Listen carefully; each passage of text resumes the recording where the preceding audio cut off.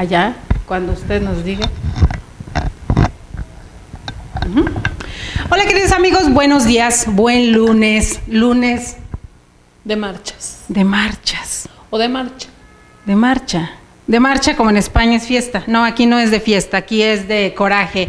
Queridos amigos, buen día, bienvenidos una vez más a INADEC TV, Más que Leyes, Educando la Conciencia. Estaba haciendo un poquito de tiempo porque entramos apenas a Periscope. Bienvenidos queridos amigos, un lunes nuevo, un mes nuevo, un inicio, vislumbrar un futuro diferente. Tiene mucho que ver el ánimo que traemos desde el sábado todos los mexicanos, una situación diferente en nuestro país. Y para iniciar hoy tengo el gusto enorme de contar con la presencia de una muy querida amiga, pero también una luchadora social, una activista, una mujer preocupada por el futuro de nuestros jóvenes en México. Hasta hoy casi la obligué a que me acompañara y le agradezco muchísimo. Empezamos un poquito tarde precisamente por las marchas. La maestra Ana Laura Sánchez Montiel, ella es tutora social de un programa de jóvenes que muchos la conocerán y muchos la van a ubicar aquí en nuestra Ciudad de México, que llamamos Incube, y que los que me siguen en SDP Noticias, he escrito mucho sobre el tema precisamente porque es un programa muy especial que ahorita nos va a entrar en ese contexto y en la historia nuestra querida Ana Laura, porque los jóvenes en nuestra ciudad y en nuestro país son la parte fundamental y esa columna vertebral que necesitamos afianzar, necesitamos robustecer. Bienvenida, queridísima Ana Laura, gracias. Muchas gracias, Delia, gracias por tu invitación. Estoy muy feliz de estar aquí. Es muy importante reconocer que un día como hoy no se respira igual. Exacto. No se respira igual, parece que el viento cruza con más facilidad, aunque bueno, esta manifestación nos impidió llegar a tiempo. A tiempo, estamos sí. listos para platicar contigo. Y de hecho tenemos, perdón queridos, para los amigos de provincia, esto que estaban escuchando de fondo es la prueba de estos alarmas, las alarmas a las alertas sísmicas. Están haciendo una prueba por aquí y si escuchan un poquito más de ruido es que precisamente la marcha convocada el día de hoy, que nos tiene paralizada la ciudad desde el Monumento a la Revolución, desde la Estación de la Revolución hasta acá donde estamos ahorita en la Nápoles, prácticamente en el Poliforum, está paralizado todo Insurgentes, porque los señores que están marchando, les voy a decir quiénes son: Sindicato Mexicano de Electricistas, el SME, la Asamblea Nacional de Usuarios de la Energía Eléctrica, ANUEEP, Nuevas Centrales de Trabajadores, NST, Organización Política de Pueblos y los Trabajadores, OPT, y la Confederación de Jubilados y Pensionados y Adultos Mayores de la República Mexicana, AC. El dirigente Martínez Esparza Flores, secretario del SME, y el motivo que mencionan ellos es que se llamará la marcha Solución Ya, para exigir que se dé cumplimiento a los acuerdos con respecto a la solución de su pliego petitorio. No sabemos cuáles son sus demandas completas, algunas son el cumplimiento del estado de negociación respecto al pago de compensación por antigüedad de los extrabajadores de Luz y Fuerza del Centro que se adhirieron a un esquema de renta vitalicia, la entrega de los centros de trabajo pendientes, la firma del contrato de compraventa de energía, la condonación de los adeudos de luz de más de 70,000 usuarios integrantes de la NUE en la zona centro del país, y exigen también una tarifa social justa.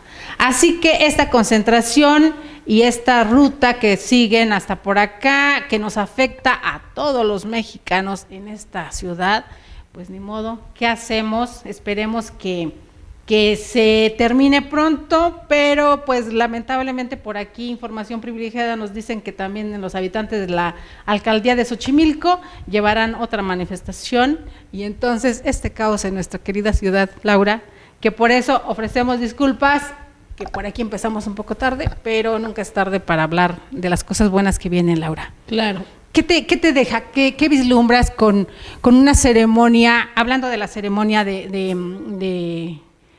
de Andrés Manuel López Obrador, la transición, esta tan esperada, porque se nos hizo tan larga la transición, como que fueron muchos meses, ¿no? ¿Cómo lo sentiste?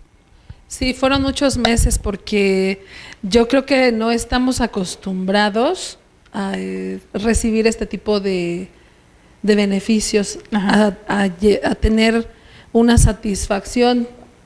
Y esta satisfacción política es lo que permite que tú sientas que algo va a cambiar. Todos sabemos que tenemos que cambiar, tenemos que cambiar política pública, tenemos que cambiar entorno social. Alguien me decía, ¿en qué consiste la reconstrucción del tejido social? Y el tejido social es lo fundamental en la sociedad.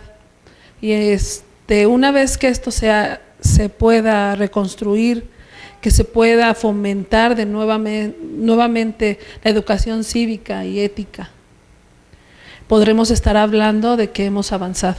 Y yo tengo mucha esperanza de que eso suceda. Yo creo que los seres humanos, no solamente de esta ciudad, a nivel mundial, han perdido lo más esencial. Hemos perdido lo más esencial. En y tiene diferentes grados. Lo decía el presidente Andrés Manuel López Obrador, que hemos sido obligados a tener ciertas costumbres, hemos sido obligados a despojarnos de lo más esencial, de los valores más esenciales en un ser humano, como es incluso la dignidad. En las elecciones ha sido muy criticado el proceso de elección, de la compra del voto, del intercambio por algunos pesos del elector, y necesariamente no tiene que ver con una irresponsabilidad de quien emite su juicio a través de una copta bajo un monto. ¿Por qué te digo esto? Ya sea en dinero o en especie. O en especie. Cuando hay hambre, cuando una mujer ve vulnerada la salud y el alimento de sus hijos, seguramente hará lo que sea y lo que pueda. Sí resulta indigno para algunas personas, pero también tiene un trasfondo. Y eso es lo que hay que rescatar. Deberíamos entender por qué se dan estos fenómenos y cómo podemos modificar esas conductas para que podamos vivir en paz. Pero, querida mía, hasta ahí, regresándonos un poquito, hasta ahí también hay niveles, porque ni siquiera las despensas que le dan a las personas más necesitadas con el afán de comprar su voluntad política, ni siquiera son de calidad. De ahí el lema de Andrés Manuel del frijol con gorgojo, ¿no? Porque precisamente pareciera que las despensas para los pobres, para los necesitados, son hechas con prácticamente el desecho de lo que va sobrando en estas empresas que se dedican exclusivamente a hacer estas despensas especiales. Y yo me he dado cuenta, porque así que valga la redundancia, te das cuenta qué clase de frijol, qué clase de arroz les están dando, ya de como si fuera lo que va quedando, lo embolsan, en fin, que es para despensa para los pobres. Qué difícil, ¿no? Porque desde ahí están vulnerando la dignidad de un ser humano. Es correcto, pero esta es una gran oportunidad. Esta es una gran oportunidad para que las prácticas deleznables de esa naturaleza dejen de ocurrir. Y tienen que dejar de ocurrir porque yo respiro en el ambiente la necesidad de cambiar. Respiro en el ambiente que la gente tiene otra intención. Respiro en la gente que necesita cambiar, que necesitamos todos solidarizarnos, como lo hacemos cada 19 de septiembre, o cada que hay una eventualidad de la naturaleza que sea, que estamos los mexicanos aportando, que estamos juntos, que estamos todos en la misma sintonía, sin necesidad de protocolos, sin necesidad de dibujar un esquema por donde debemos, o un manual por donde debemos transitar, o cómo nos debemos organizar. Yo creo que todo esto tiene necesariamente una organización, definitivamente, pero vamos a empezar como de ceros. Algo decía el presidente el sábado, de que pudieron saquearnos, pero no se lo llevaron todo. Y si pudieron saquearnos y nos dejaron un poco, ese poco va a ser el suficiente para sacar adelante esta sociedad. Lo decía la primera ministra, la Margaret Thatcher, en algún momento, que no entendían, ¿no? Más allá de nuestras fronteras, no entendían cómo cada sexenio se llevaban tanto y sin embargo México seguía tan rico.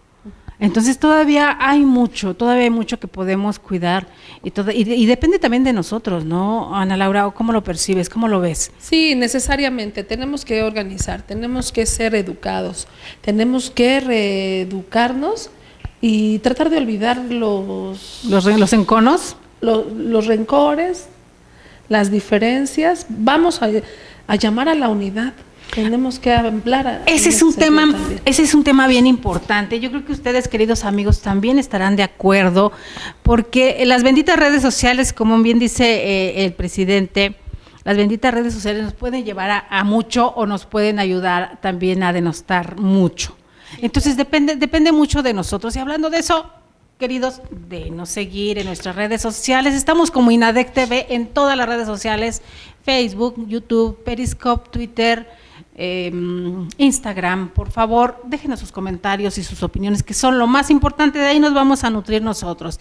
Y les decía por qué son tan importantes, porque habíamos visto, hemos estado mirando, aún en esta etapa de transición, nos dimos cuenta el sesgo mediático en muchos lados, y muchos decían en las redes sociales, pues obviamente porque están sintiendo que se les va a ir el chayote, como se llama en el argot, ¿no? El pago a la publicidad hacia ciertos sectores, y obviamente si se van a restringir presupuestos en todas las áreas, pues ya no va a ser tan fácil mover los centavos para mover influencias. Entonces nos empezaron a decir, querida mía, esta situación de incluso algunas casas encuestadoras, cuchareadas, decía un querido amigo, dan cifras y números en relación a que ha caído la popularidad o que había caído, y eso nos quisieron estar vendiendo esa idea. ¿Hasta dónde nos quieren vender una idea como esa cuando el 1 de diciembre de 2018, que va a quedar para la historia de la posteridad, vemos que prácticamente desde que sale de su casa, por calles y demás, la gente se volca a gritarle su gusto y su compromiso también de hacer. Su necesidad. Es aparte, porque esto de necesidades, querida mía, aquí en Álvaro Obregón, en Chihuahua 216, filas enormes diario, desde que empezaron a recibir gente, y todo el mundo fue a exponer sus necesidades, sean propias, sean privadas o sean de grupos. Exacto, y ahí siguen las filas, ¿no? Y ahora seguirán en Palacio Nacional, suponemos. Pero ¿cómo lo ves tú cuando encontramos el Zócalo y todas las avenidas aledañas repletas, escuchando un discurso del presidente ya como tal en el Zócalo? Pues fíjate que habla de una necesidad y de un reconocimiento fundamental. El presidente electo siempre ha hablado lo ha dicho, que la gente es muy inteligente, que la gente no es tonta. Claro. Y entonces, en ese sentido, bueno, se vuelca en las calles a realizar una actividad muy ocurrente a veces, ajá, como la del ciclista, ¿no? Sí. Y entonces eso es extraño en los expresidentes acartonados, en los expresidentes que llegan con todo el Estado Mayor, que no quieren ni que se te acerque nadie, ¿no? Que no tiene ninguna simpatía. En absoluto. Tenemos que partir de ese hecho.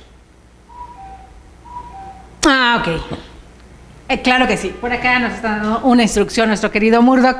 Claro que sí. Ahí vamos, querido mío, hacia ese punto. Entonces, pero está la otra situación. A nosotros como medio nos hicieron llegar un itinerario que supuestamente se tenía que cumplir, donde incluso se prohibía, o se sugería que los medios de comunicación no podían acercar las motocicletas y demás para grabar el recorrido. O sea, todo esto el protocolo siguiendo como siempre se hace y tratando de, pero pues sabemos que desde la visión del licenciado Andrés Manuel López Obrador nunca ha sido el seguir tanto los protocolos, y de repente vimos a la gente volcada pero al mismo tiempo sin avasallar. No vimos saldos rojos, hasta el momento no vimos tanquetas, vimos las guardias necesarias para cualquier emergencia que pudiera haber o demás, pero veíamos las calles llenas, pletóricas de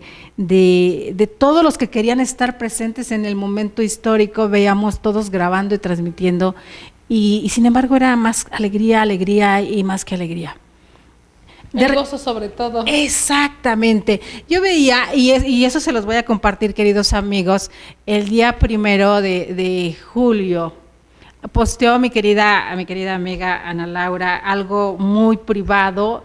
Bueno, ya no quedó tan privado porque lo postea en su muro y públicamente. Cuando tu hija, que está en la universidad ahorita, rompe en llanto cuando José Antonio Meade acepta su derrota. Porque independientemente de Anaya, perdón, pero es la verdad, el que José Antonio Meade aceptara su derrota, en automático le estaba dando el triunfo a Andrés Manuel. Es correcto. Y tu hija, Yolo, queridísima Yolo, te envío mi cariño, rompe en llanto cuando un joven ve con esto colmada su esperanza de algo. Ella como universitaria, ¿qué te produce a ti? No nada más como mamá, sino como profesional. Habla de una necesidad general, y mi hija es solamente un ejemplo. Creo que todos los jóvenes merecen y necesitan una mejor educación, un mejor trato. Un mejor trato. Son la esperanza de esta sociedad. Y que ahorita nos vas a hablar sobre los jóvenes. Antes de irnos hacia allá, el tema que nos estaba comentando, que claramente lo vimos, y yo lo comentaba ayer con otra querida amiga, la doctora Almadelia Canseco Guzmán, queridísima doctora, le mando mi cariño, defensora acérrima de derechos humanos, doctorada precisamente en esos temas, preocupada por el bien de la sociedad. Y yo ayer compartí en mis redes sociales personales, en Facebook y en Twitter, por azares me llega la traducción que alguien hace de el discurso que este indígena le da a Andrés Manuel López Obrador al entregarle el bastón de mando, al entregarle, y yo me enchino de verdad todavía porque que de al pronto entregar no hacía ni falta saber nada. qué le decía. Es que en ese momento yo le decía a nuestro querido Murdoch, yo soy muy reacia, la gente que me conoce sabe que yo no lloro, no es fácil, pero de repente el sentimiento que te producía el estar escuchándolo. Pero ya fue el acabose cuando Andrés Manuel se arrodilla, y en un acto que para muchos, los que les encanta, los clasistas y que les encanta denostar toda esta situación, lo hicieron como un acto armado y demás. Los que tenemos la esperanza de que todo esto cambie, lo vimos como un acto donde está dando completamente el compromiso, se está comprometiendo completamente con los pueblos originarios de nuestro país, que tan vulnerados. Y yo les decía, se lo juro que yo ahí sí me rompí. Y como estaba sola, pues no pasa absolutamente nada, porque yo vengo de una familia de campesinos, yo vengo de Querétaro, y de repente escuchar a los pueblos originarios pedir lo que toda la vida han pedido, inmediatamente me vino a la memoria la gente también de mi pueblo, que siempre están en la misma petición. ¿Qué representa desde la visión tuya o este gesto y toda esta ceremonia que no se había hecho de esta manera? Es el ejemplo de la necesidad de voltear a ver a las comunidades indígenas. Es el gesto de reconocer que ellos necesitan y forman parte de este país. Y que no solamente es el eslogan de por el bien de México, primero los pobres. Es correcto. Yo creo que hay muchos desplazados, hay muchos fenómenos de desplazamiento. Éxodos forzados. Semejantes a los hondureños, ajá, pero al interior de nuestra república, que se han hecho justamente a propósito de un problema social. O por beneficio de unos muy pocos. Algún político. Yo creo, o por presión de algún político. Los éxodos se dan necesariamente por haber sido despojados de su tierra, por haber sido vejados en el tema religioso, que también ha sido un motivo para que los indígenas tengan necesidad de huir de sus comunidades de origen. Todo eso tendrá que ser regulado, todo eso tendrá que ser analizado para poder canalizar y para poder encontrar una armonía entre la sociedad. Ellos son parte de esta sociedad. Pareciera que estamos hablando de dos tipos de mexicanos, parece que estamos hablando de dos tipos de seres humanos. Así es. Pero eso no es verdad, eso no es verdad. Ellos tienen usos y costumbres distintos a los que nosotros tenemos en la Ciudad de México. Sin embargo, tienen una característica muy particular, que ellos son muy gregarios, se agrupan con mucha facilidad, a diferencia, me parece a mí que a diferencia de nosotros, sin embargo, no es del agrado de todos. Claro. No es del agrado de todos, son los mal vistos, son los que no hablan Castilla, son los que no puedes entender, ¿no? Y son los con los que no te debes mezclar. Exacto. O sea, que estén aquí, pero que no te mezcles. Que vengan a la ciudad, pero a servirme y a limpiarme. En las haciendas. Claro. Estaban en la casa chica. La casa grande era del patrón, del amo. Las mismas iglesias, querida mía, en provincia, yo que vengo de un pueblo de muchas iglesias, era la iglesia de los patrones y la gente bien, y la iglesia para los indios. Así es. Y en muchas partes de nuestra república siguen ocurriendo situaciones parecidas. Lamentable, pero sí. Es correcto. Y este acontecimiento, el sábado, fue muy emotivo. Yo te decía que ni falta hacía que supiéramos ¿Qué estaba diciendo? Decía el indígena en náhuatl, porque hablaba en náhuatl. No era necesario, porque seguramente estaba diciendo esto que te acabo de decir. Claro. Demostrar su tristeza y su pena. Y al mismo tiempo su esperanza. Así es, eso fue muy bonito, muy emotivo. Pero sí que de repente alguien conocedor de la lengua en Facebook hiciera el favor de qué bueno, porque en televisión no lo hicieron. No lo hicieron, entonces por alguna razón yo confío mucho en el universo, queridos míos, a mí me llegó y por eso lo tomé y lo compartí, porque creo que es digno de saber, de entender, y esto todavía nos motiva. Claro, también. Y nos motiva. Nos motiva, tenemos que ser incluyentes. Ya estamos en una situación en que debemos darle paso a cualquier tipo de manifestación, a cualquier tipo de necesidad. Y por el otro lado también está la otra cuestión. Los mismos pueblos originarios están arropando al pueblo afro-mexicano, que esa parte no estaba vista y no está visualizada y pareciera que es un país dentro del mismo país. Entonces, eso es mucho más interesante, queridos amigos, que los pueblos originarios arropan a un pueblo originario nuevo, por llamarlo, de una manera y demuestran que están todos unidos, ¿no? A pesar de que tienen muchos años, el movimiento afromexicano tiene muchos años de existir. Claro. En donde no existe es en la letra y en la discusión y en el debate. Y en las políticas públicas y en las iniciativas en las cámaras, que es donde lo necesitamos, queridos míos. Es lo que necesitamos, apertura.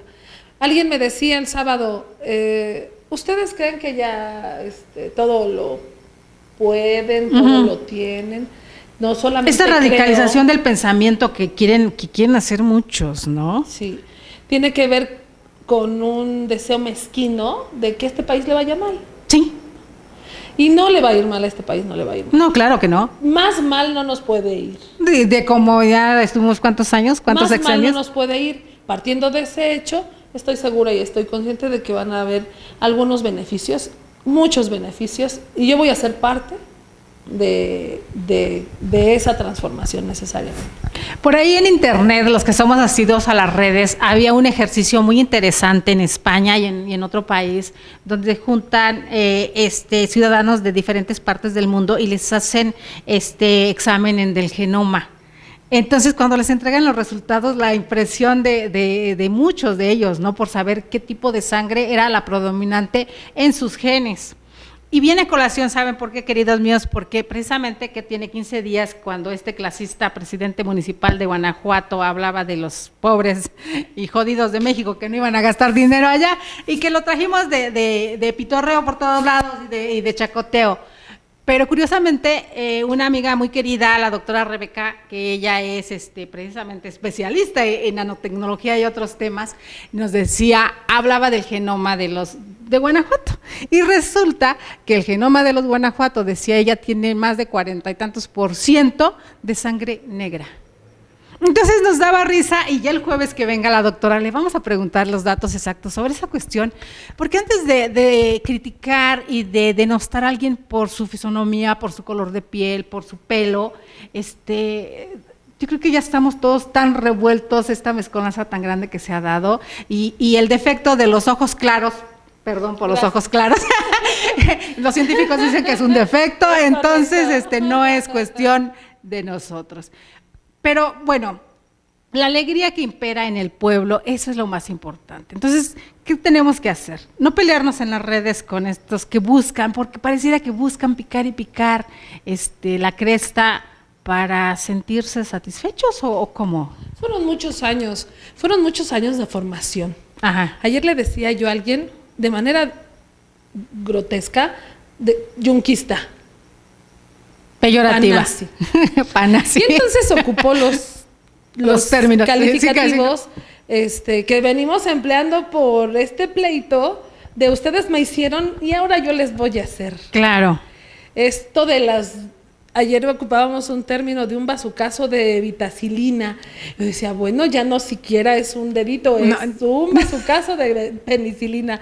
Nos vamos a poner de acuerdo cuando entonces se encuentren beneficios, cuando vean el cambio. Con los hechos. Sí, claro. Porque esto que pasa en la Cámara de Diputados, querida mía, cuando...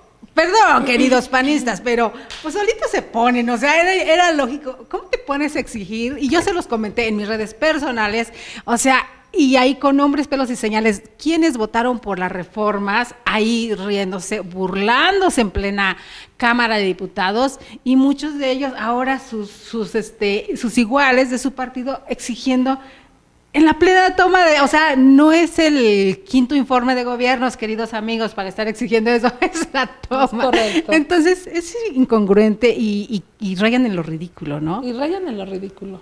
Ellos estaban en la derecha conservadora, eran los bien portados, eran los inmaculados. Ahora no, ahora se pasaron a esa ala izquierdosa, si me permiten el término, pero golpeadora sin sentido. Yunquista, exactamente, yunquista.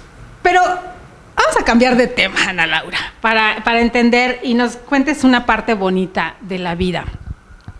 Tú eres una de las fundadoras, pudiera yo llamarlo así, de un movimiento muy importante, que ahorita tú nos vas a dar los nombres exactos, y que yo he escrito por ahí algunas columnas en SDP Noticias, retomando este tema de los jóvenes, cuando Andrés Manuel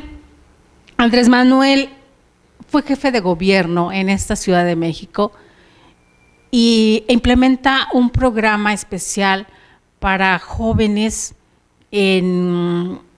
con esto, ¿cómo se puede decir? Es que son tantos adjetivos, queridos míos, en situación de vulnerabilidad, en situación difícil, y en este momento no se les llamaba ninis, porque eso es un término despectivo, sí, y que se ha utilizado últimamente. Pero en ese momento, él como jefe de gobierno se da cuenta de esta necesidad social de los jóvenes, lo que está ocurriendo en la ciudad, que es cuando empieza a gobernar, y logra reunir en diferentes demarcaciones, en ese momento, delegaciones, a gente como tú, que están conscientes de la problemática de su entorno para crear algo nuevo. Cuéntanos, ¿cómo ocurre esto?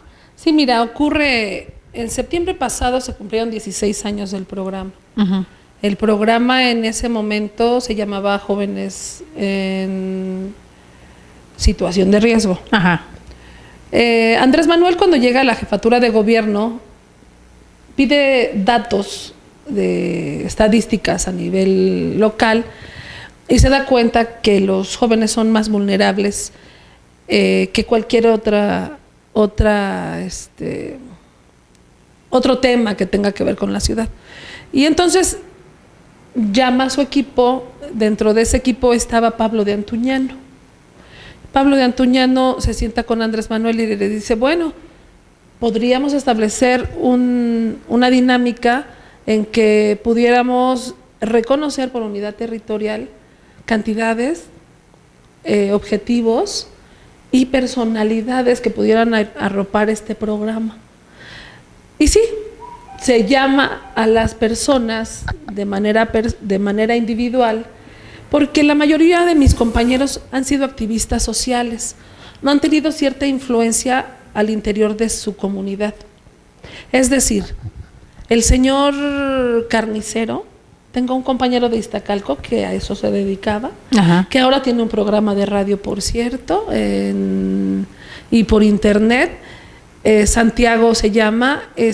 Santiago también se dedicaba al box, no solamente era carnicero.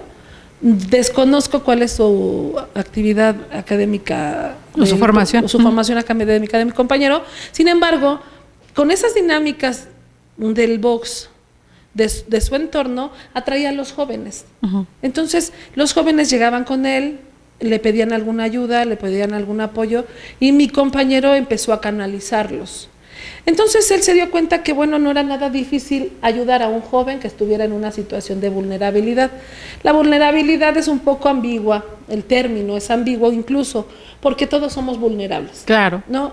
Le llamamos de esa manera para tener una clasificación, pero en realidad todos son vulnerables. Y entonces van buscando la manera de que las personas que tengan una influencia social en alguna comunidad o en algún entorno pudieran pertenecer a este programa. Este programa se creó como un programa piloto. Perdón que te interrumpa, querida, pero eso es muy, muy, muy importante. Y eso es una visión de quien va a implementar esta política pública.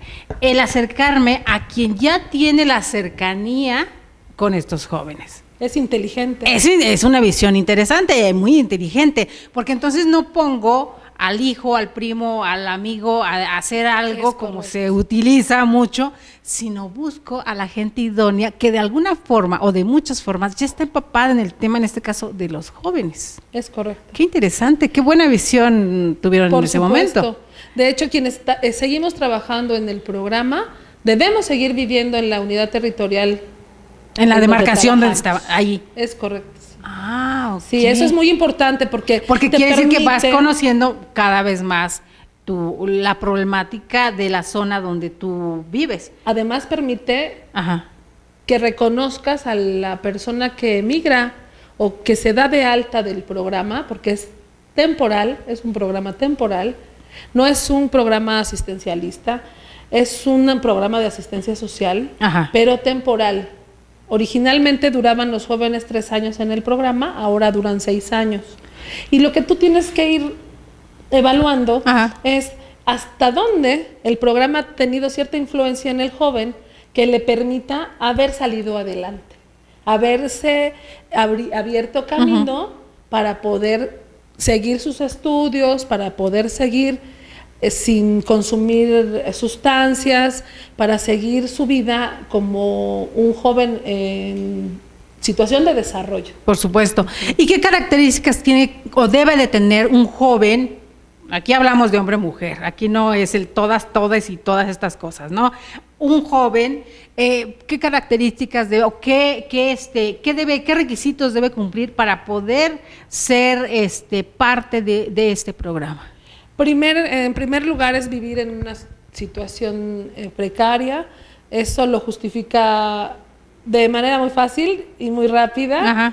En el entorno en que nosotros vivimos, bueno, pues es una colonia popular, es una de las colonias con alta influencia delictiva, es una zona de riesgo. El programa lo que pretende es encontrar los puntos rojos de la Ciudad de México, y eso necesariamente te hace acreedor a que pertenezcas a este tipo de programas. Entonces decía, antes duraba 3 años. ¿Bajo qué lineamientos? antes, por lo que yo entendí y hasta donde la investigación que estuve haciendo para esas columnas, ahora que se puso en el ojo del huracán después de una denuncia que hace Denise Merker en su programa por esta desviación de recursos y demás, que yo me fui más por la parte de si se iba a retomar, que ahorita vamos para allá, este tema, porque me pareció muy interesante ya la serie de investigación, cómo fue creado, cuál era su inicio y que estaba funcionando hasta donde yo entendí. Cuando se dan cuenta que el programa funciona y es necesario para la población juvenil en la ciudad, se le va dando forma. Consigue en ese tiempo Andrés Manuel allegarse de una buena cantidad de tutores, desde entonces nos llaman tutores sociales, para que lleven a cabo ese trabajo. Okay. Te puedo decir con mucha seguridad de que no hubo una capacitación como tal necesariamente. Ajá. Sí fue un programa con una libertad de tú fomentarlo, de tú aportar, de maniobrar alguna dinámica con la que tú pudieras acercarte al joven. El beneficio para entonces con esto quiere decir que cada uno era individual, cada correcto. asesor de alguna forma hacía su labor y su programa de acuerdo a lo que él veía en su entorno. Es correcto, pero cuando necesita tomar cuerpo y centrarse y formalizarse como todas las cosas o las políticas públicas del gobierno, necesariamente hubo que hacer unas reglas de operación. De procedimientos. Es correcto, claro. Para conocer y para llegar a los jóvenes al programa. Entonces, se empiezan a buscar los beneficios, que entonces era una tarjeta para viajar gratis en toda la red de transporte de la Ciudad de México. Ajá. Los jóvenes que llegaban al programa era el primer ofrecimiento. Okay. De entrada, ese era el beneficio. Pero como se fue desarrollando el programa, se consiguieron convenios, se hicieron acuerdos con otras instancias, como por ejemplo Secati. Secati decía, a ver, director, yo me siento contigo, tú me dices qué necesitas, en qué unidad territorial, yo tengo un Secati en ahora Alcaldía Miguel Hidalgo, te ofrezco capacitación para el empleo. Capacitación en aplicación de uñas, en corte de cabello, en reparación de celulares. Cada Secati tiene una particularidad, tiene una actividad. Como una oferta educativa diferente. Y los jóvenes únicamente tenían que inscribirse. Los jóvenes que pertenecen al programa, como yo como tutora, inscribo a mi joven se capacita, egresan los costos los gastos del taller de la capacitación por parte de INJUVE, y el joven se capacita. Como si fuera una beca, pero no la percibes, sino completa. Es correcto. Perfecto. Si, por ejemplo, la chica entró a asistente educativo, te puedo dar un ejemplo. Una joven toma su taller, se lo paga INJUVE, y en la misma escuela donde ella tomó su curso, le ofrecen trabajo. Hay una bolsa de trabajo incluso. Se va perfeccionando el programa. Claro. Te digo solamente un ejemplo de lo que pasa en INJUVE. En INJUVE hay capacitación para la Casa de Música Mexicana, para la pista de hielo de diciembre. Hay un sinfín de convenios, un sinfín de posibilidades. Los hoteles Hilton piden 1 o 2 veces a INJUVE que envíe a algunos jóvenes que estén interesados en el ramo de la hotelería, y ellos les hacen algunas entrevistas, se llevan a cabo algunas dinámicas, y se quedan a trabajar, no muchos, quizá 8, 10, 15 jóvenes en una red de hotelera de esa naturaleza. Ellos los capacitan y ellos conservan a los jóvenes en su empresa. Eso es, bueno, a mí me parece una sinergia, muy bueno. Por supuesto, es un círculo virtuoso que se va creando a partir de prácticamente nada. Así es. Y entonces, esto es lo que, con esto, supongo que llevan estadísticas, quiénes, Sí. cómo se han hecho, que ya en algún momento ojalá nos podamos acercar para compartirlas, porque va a ser muy interesante que los ciudadanos, nosotros los de a pie, nos demos cuenta de todas estas políticas públicas que sí han funcionado y que no solamente, como muchos quieren denostar a los ninis, y que por lo que yo entiendo, este mismo sistema que implementó Andrés Manuel como jefe de gobierno, lo quieren ahora llevar a nivel nacional. ¿Hasta dónde? ¿Sí? Es así. Es así. De hecho, la figura también del tutor Ajá. Ya se llevó al interior de la República. Estuvieron algunos jóvenes haciendo un estudio de mercado, Ajá. un estudio social en el que están identificando a cuántas personas deben beneficiar en el programa de jóvenes. Esta ocasión que el sábado pasado que decía el presidente electo acerca de los ninis, él decía algo muy claro, me llenó de mucho orgullo escucharlo decir que el nombre o el calificativo de nini es despectivo, sí. es peyorativo, es descalificativo y sí, se emplea socialmente para clasificarlo, llamarle de alguna manera, pero justamente... Que si fuéramos más estrictos estaríamos vulnerando una parte de los supuesto. derechos humanos de los jóvenes al hablarles de esta manera. Es correcto. Entonces, la pretensión es que los jóvenes que no tienen ni un empleo, que no tienen un estudio, que no tienen una vivienda. Ajá. Los jóvenes también necesitan dónde vivir. Por supuesto. Necesitan muchas cosas, como necesitamos todos los mexicanos, Claro. pero esta sociedad, los jóvenes son más vulnerables y más propensos a vivir en situación De alto riesgo, sabiendo claramente que el crimen organizado está cooptando de alguna forma a la juventud. Entonces es la parte que nos toca hacer las cosas de la mejor manera para ayudarlos a ellos.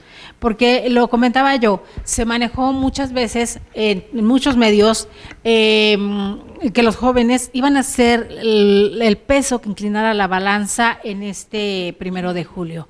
Y muchos dijeron que así fue, ¿no? Entonces, en cierto grado, la confianza de los jóvenes, del voto joven, también ayudó mucho a Andrés Manuel López Obrador. Y por ende, no solamente el ya traer esta visión de que los jóvenes, que son el futuro de nuestro país, impulsarlos y darles el apoyo, sino seguirlo, pero de repente vemos la parte clasista de la que estamos hablando en nuestro México, el decir que les van a dar todo por no hacer nada, como que esta radicalización del pensamiento también tenemos que hacer algo para erradicarla nosotros. Bueno, nosotros en el programa de Jóvenes en Desarrollo, antes Jóvenes en Situación de Riesgo, estamos fomentando esa parte.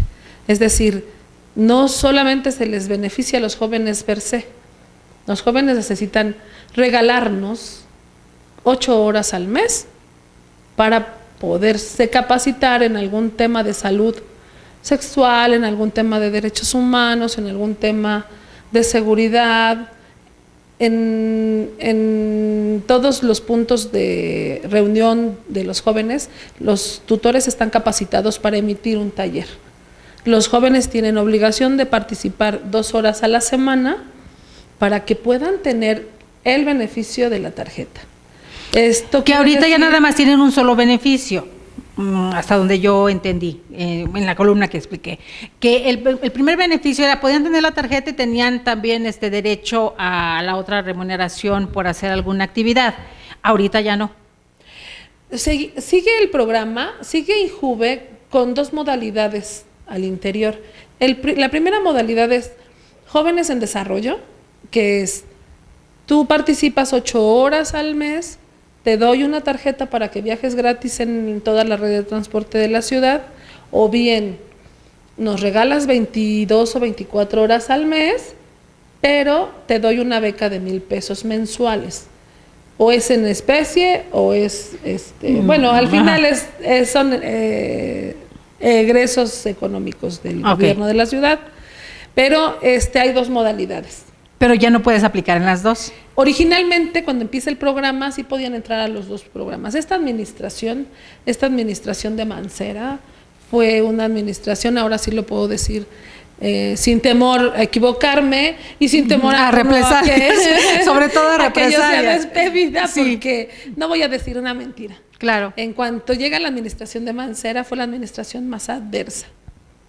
Al menos para este programa. Es correcto. Desafortunadamente, tú lo señalas bien, al final se muestra una malversación de fondos que está seguramente por dirimirse. Ajá. Yo sé que ya hubo una comparecencia de la Asamblea Legislativa y la directora del programa, del INJUVE, perdón, y bueno, no sé en qué vaya a terminar. Lo que es verdad es que en cuanto llega a esta dirección, a los jóvenes ya no se les permitió estar en los dos programas. Estamos hablando que fue a la mitad del sexenio de Mancera, más o menos, ¿no? 2 años y medio. Hubo una necesidad de hacer un recorte, por la naturaleza que sea, y entonces ya los jóvenes o pertenecen a un programa o pertenecen al otro. En un inicio estaban los dos programas porque se hacía así, necesario. Para que un joven se pueda desplazar de un lado a otro, necesita de recurso económico, necesita de beneficio.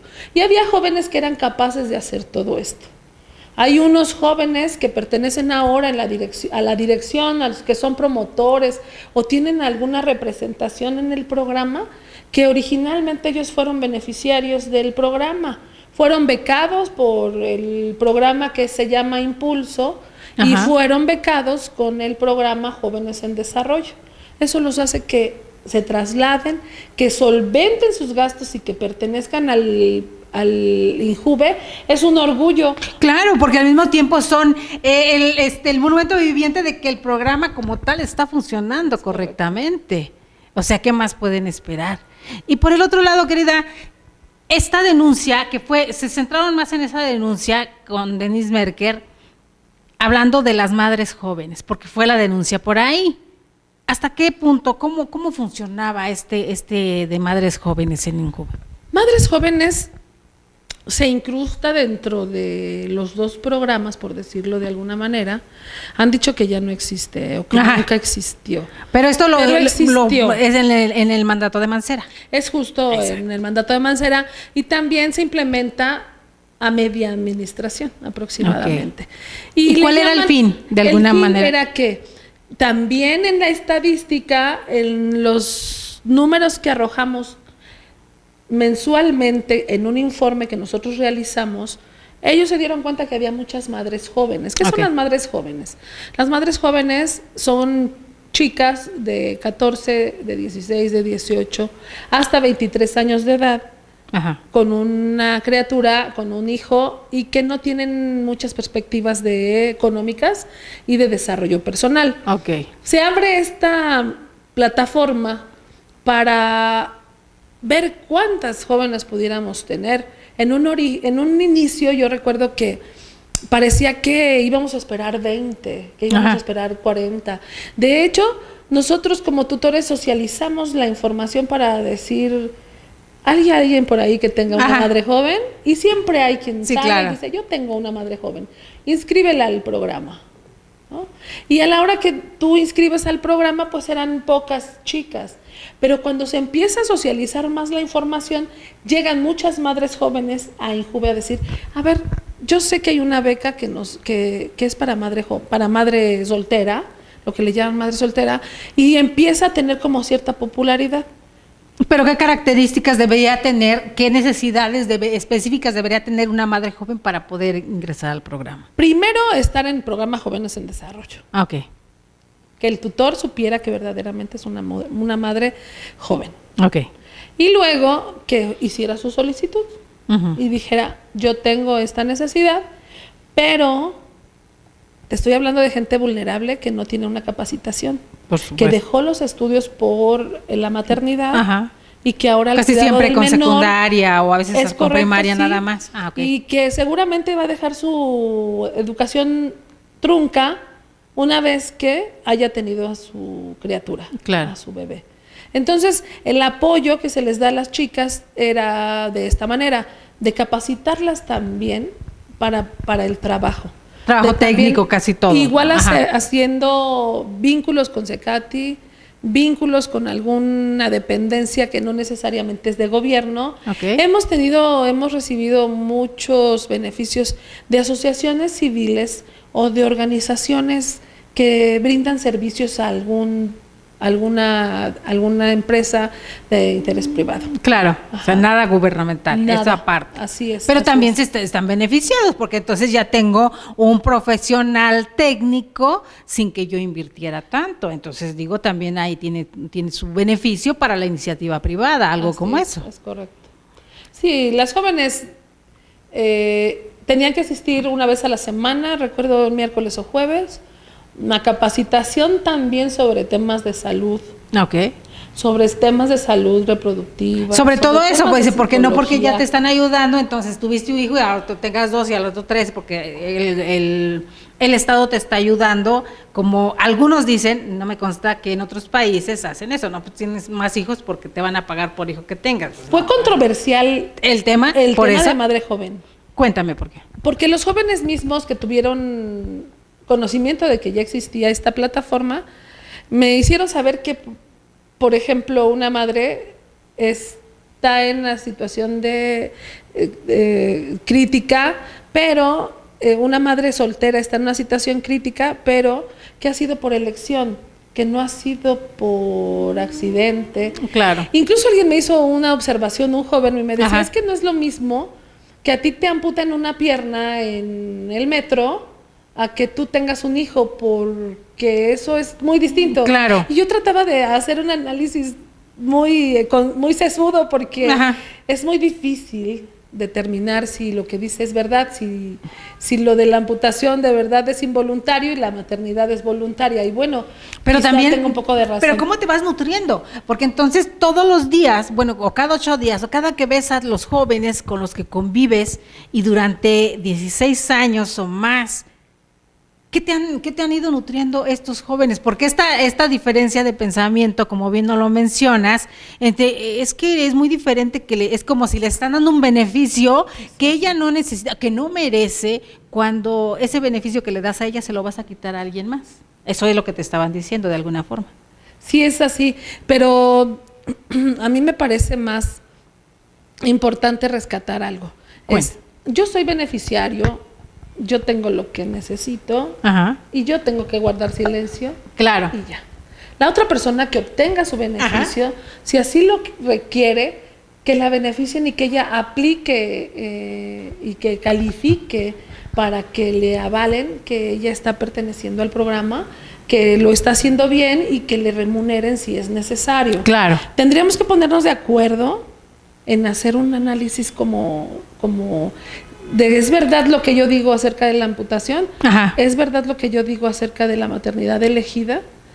Tendríamos que hacer una mesa de trabajo Sí. para decidir si esto es lo que yo digo es correcto y ponernos de acuerdo. Y llegar a un consenso exactamente Y no que llegar al beneficie a todos, paternalismo, claro. y no llegar al paternalismo y al asistencialismo. Es que es esa parte que muchos desde, más que nada desde provincia, se critica mucho a la Ciudad de México.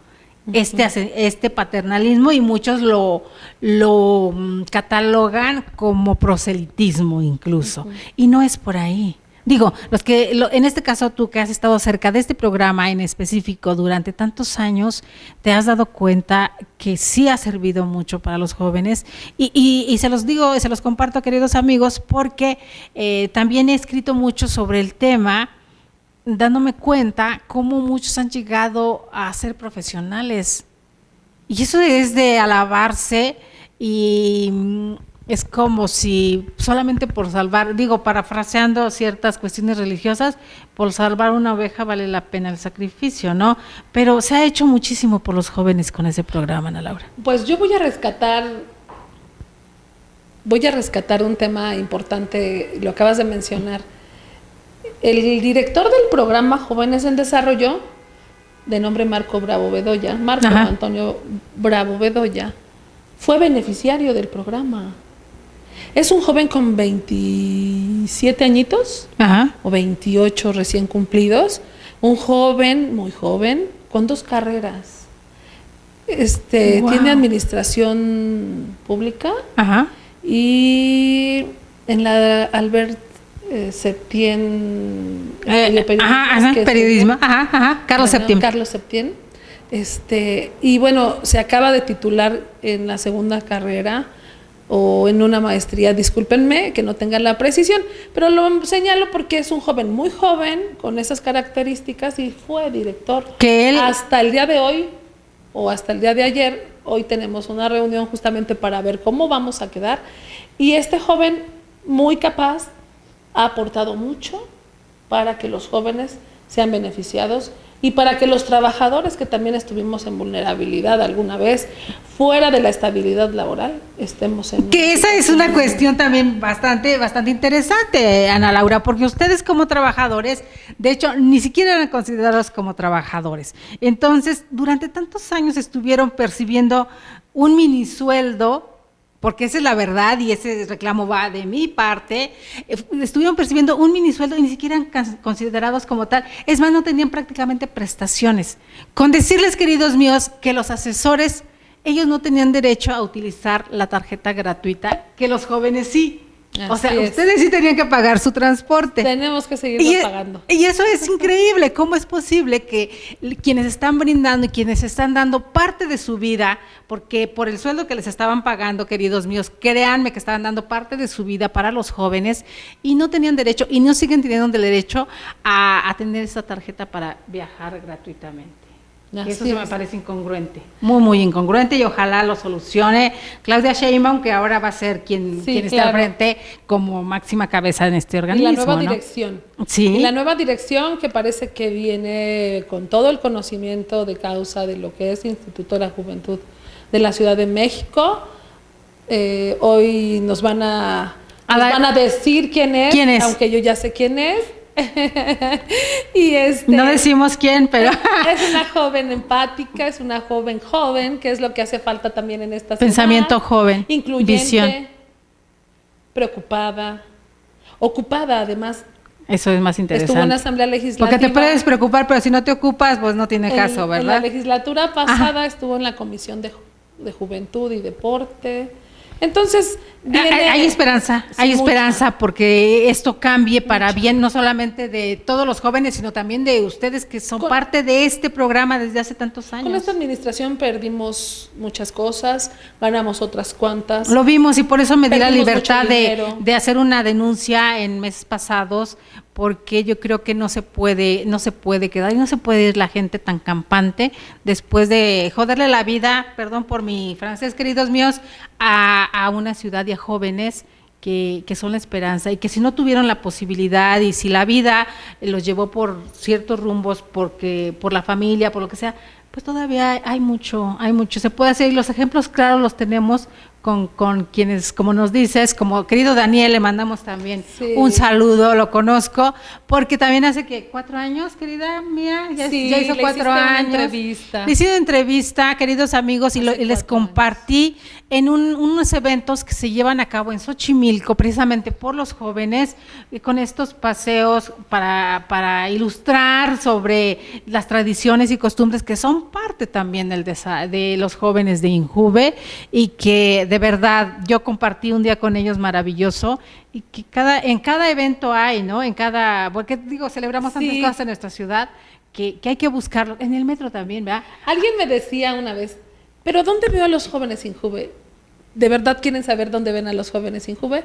Los van a ver en Maratón Ciudad de México, en la logística, quizá no vean que están portando su playera rosa, pero operan la logística en la pista de hielo. En la pista de hielo, en el desfile de los alebrijes monumentales, en el Vive Latino. El desfile de los alebrijes, ¿quién lo implementó? Me decías alguna vez, porque también participan ahí todos ustedes, todos los de INJUVE. Solamente los jóvenes. Son los que ayudan. Sí, se hizo una plataforma también, se convocó al sistema educativo a que participaran en la construcción de los alebrijes monumentales. como un evento más de esta ciudad. Pero son parte fundamental los jóvenes que van ahí acompañando en todos estos eventos tan importantes en Semana la de ciudad. las Juventudes, los jóvenes son quienes forman parte de la seguridad y de la logística del evento. Había otro, antes de irnos, porque ya Murdoch por acá nos está presionando, había otra situación que me comentabas en algún momento, comentaban que se quitó esto de limpiar las partes, se me fue el nombre, ¿cómo era? Cuando también reforestaban, ayudaban a reforestar, sí. Eso que era muy importante en nuestra ciudad. Ecoguardas. Eso. Ecoguardas. Hubo algunos programas que sirvieron mucho para que los jóvenes estuvieran compactados, juntos, aprendiendo y fomentando la ecología. Fue Ecoguardas y Empleo de Verano. Fueron de las dos plataformas que se perdieron en esta administración, que las desaparecieron y que estamos esperando y estamos pidiéndole al nuevo gobierno que por favor las vuelva, las reinstale, porque los jóvenes lo piden. Los jóvenes estaban felices en Empleo de Verano porque les pagaban una cantidad de dinero por 1 mes y medio de trabajo. Unos 1,000 o 2,000 pesos, pero para un joven, por 2 meses era muy importante para ellos. Por supuesto. Pues ojalá, entonces, para cerrar, que no se nos olvidara, porque yo me hice mención eso, pero los ecoguardas en una ciudad que necesitamos fortalecer el pulmón de esta sociedad con los árboles y demás, y que los jóvenes estén conscientes y que sigan, porque también los seres humanos, siempre lo he dicho, somos estos animales de ejemplos, y solamente viendo ejemplos vamos a seguir haciendo las cosas. Pues queridos amigos, les agradecemos muchísimo. Como pudieron ver, hablamos muy rápido y mucho porque era interesante que conocieran un poco, no solamente de esta nueva visión que traen los jóvenes, y nos faltan muchas cosas, Ana Laura, querida. Ojalá vengas otro día y nos hagas favor. Hay muchas cosas que tenemos que hablar. De repente la vemos con nuestro querido Nino Canún por ahí apaleando políticos, porque también se le da, como ya pudieron ver, facilidad de palabra y conocimiento lo hay. Y le hemos visto, le mandamos un saludo a nuestro querido Nino Canún, que aquí se lo va a hacer llegar a Ana Laura. Gracias por estar con nosotros, gracias de verdad, gracias por todo esto que haces por los jóvenes, porque yo sé que no solamente es por el trabajo, sino la convicción que tienes de que los chicos tengan una visión diferente y una esperanza en nuestro país y en nuestro futuro. Entonces eso de verdad, yo te lo reconozco, querida amiga. Gracias, queridos amigos. Los esperamos. Recuerden que el día de mañana, martes de Salud y Justicia con el doctor Rodolfo Ondarza Rovira, creo que nos trae mañana por ahí el tema con algunos invitados muy, muy especiales. Así que les pedimos, les suplicamos que nos acompañen en punto de las 11. Esperemos que las marchas no sigan y que no nos desajusten esta ciudad, estos itinerarios que nosotros manejamos, pero les agradecemos infinitamente que estuvieran con nosotros. Soy Delia Linares Alvarado, gracias por un programa más, gracias por acompañarnos y vamos a seguir al pendiente de nuestros jóvenes. Y por favor, el término ninis que se utiliza en forma peyorativa, de nosotros depende erradicarlo. Vamos a terminar con eso, ¿verdad? Gracias, queridos, nos vemos mañana. Gracias, Murdoch, que acá nos presiona. Gracias, pórtate mal, Murdoch. Gracias, hasta mañana, queridos.